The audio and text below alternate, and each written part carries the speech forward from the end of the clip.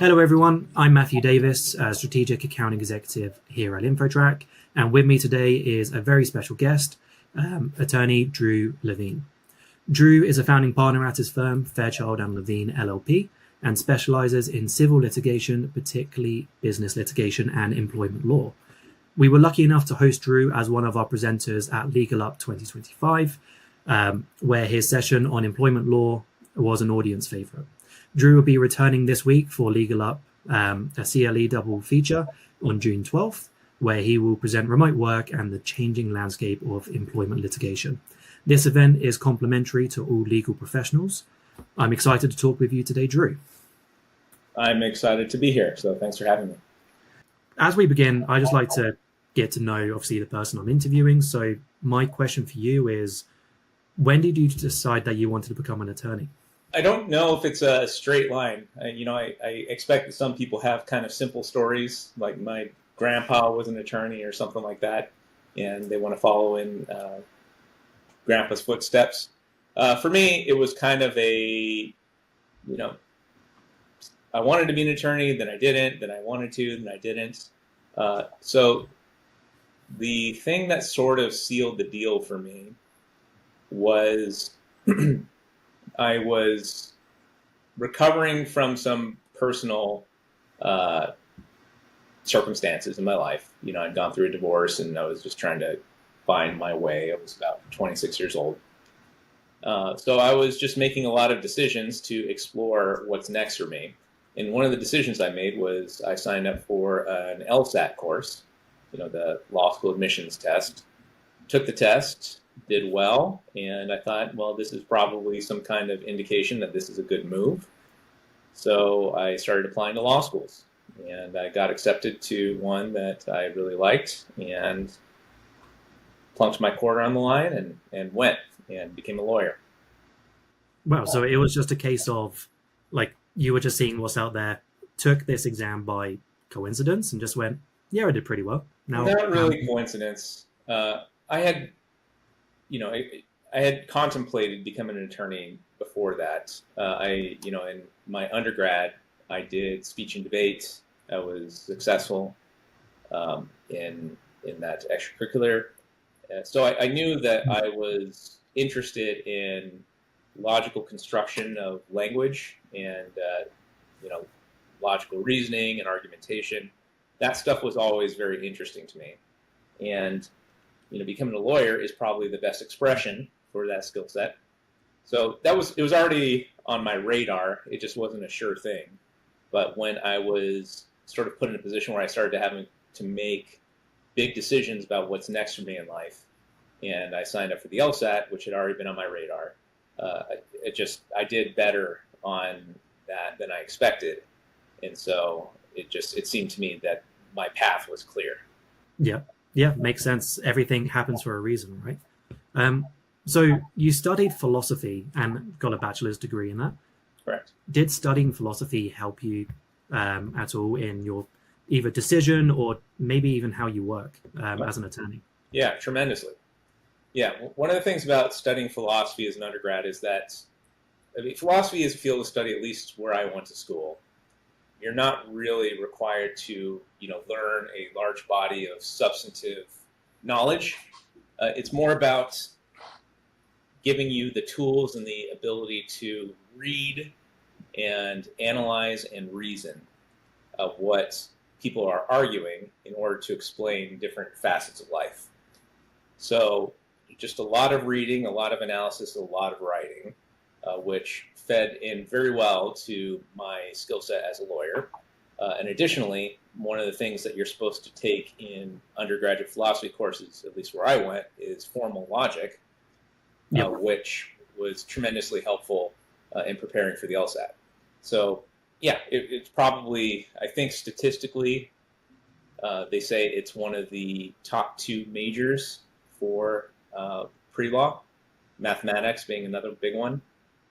That's what they used to tell me back when I was, in the process of sort of getting ready to, advance in my studies and eventually go to law school. But yeah, philosophy is a major, a very popular undergraduate major for law students. So what made you decide to go into employment law then, out of all the different practice areas? Oh, I just sort of fell into it, I guess. When I graduated law school, we were still sort of experiencing the tail end of the 2008 recession.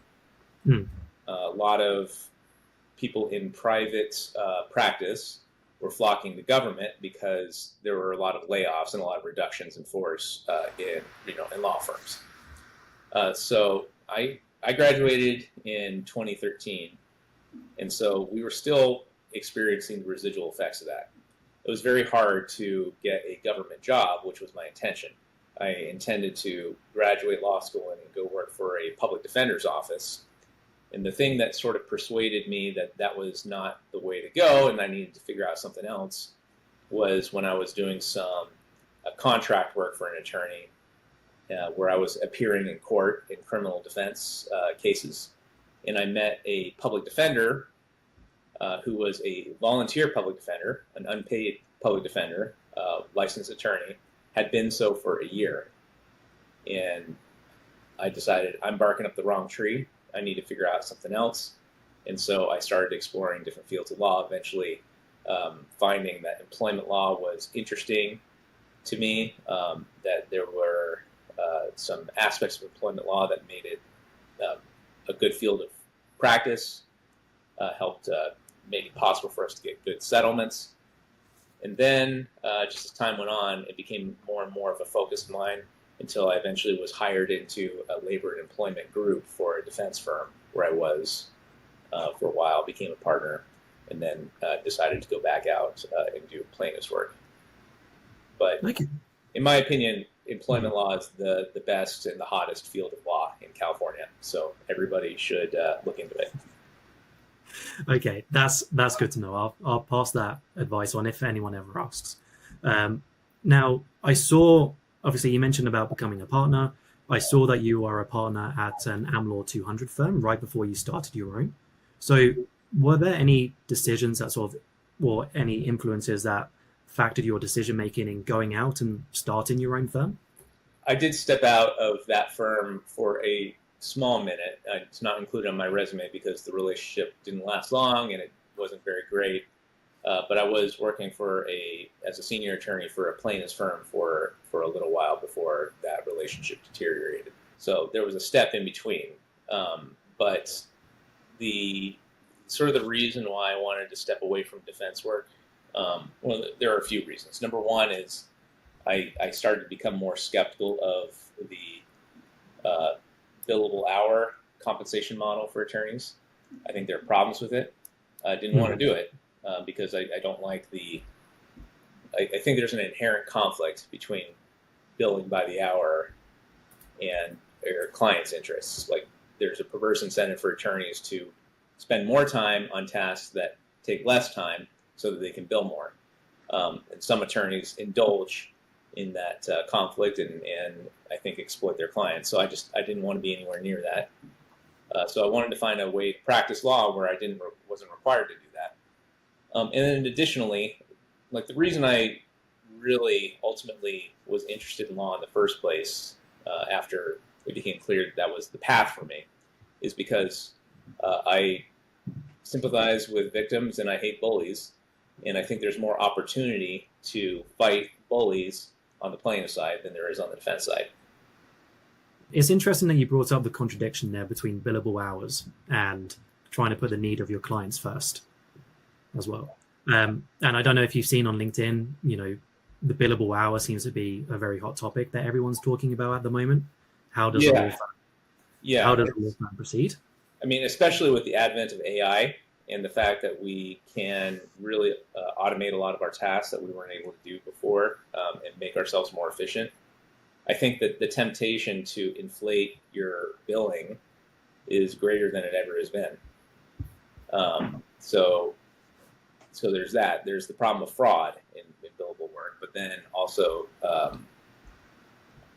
I think it's, in order for young attorneys and associates to sort of meet a billable hour requirement, it's going to typically require them engaging in a lot of billing time that's not actually productive.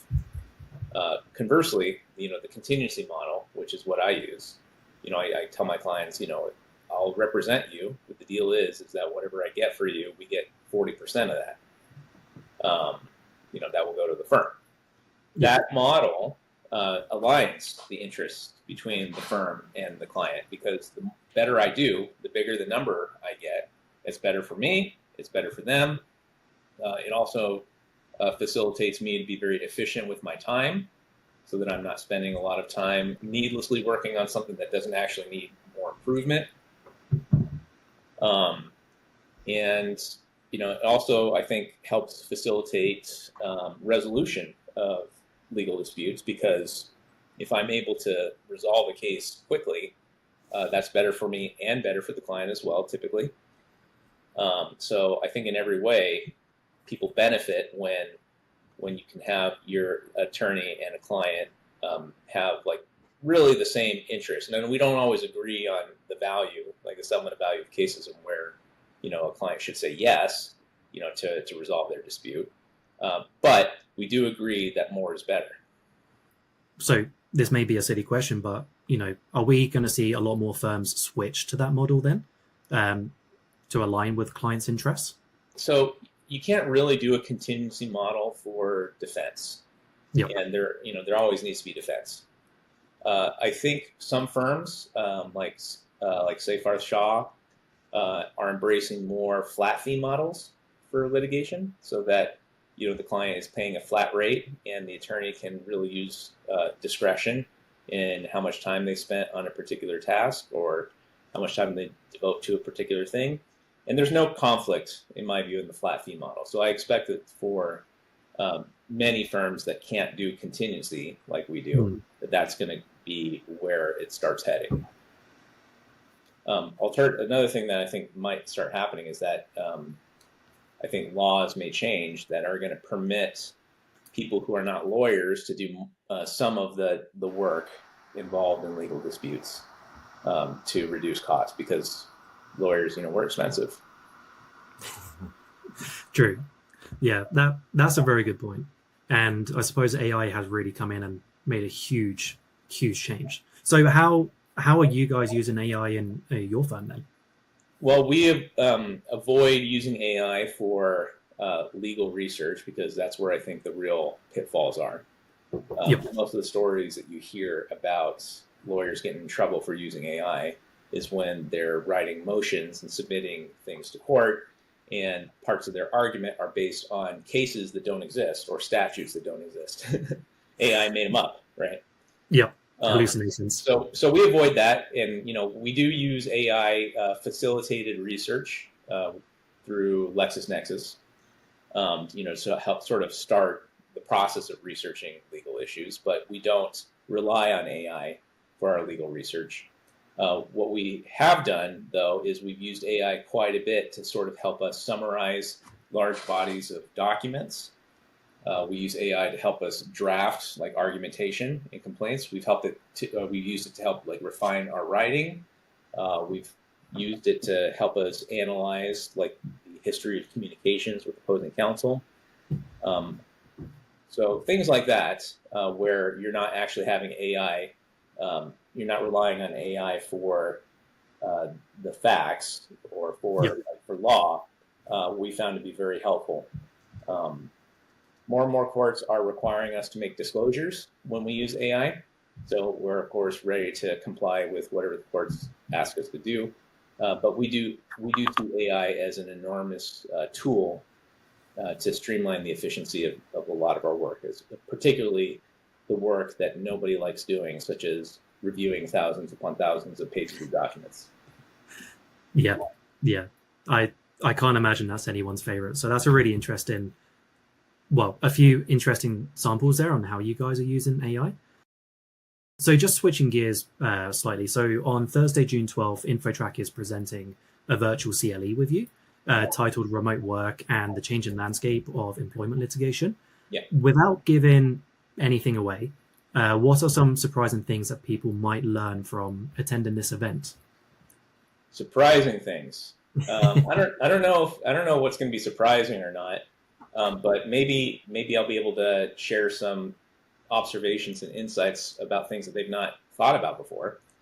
When you're an employment litigator, one of the big questions that you need to sort of figure out right at the very beginning is, what is the choice of law? What law is applying to your client's dispute?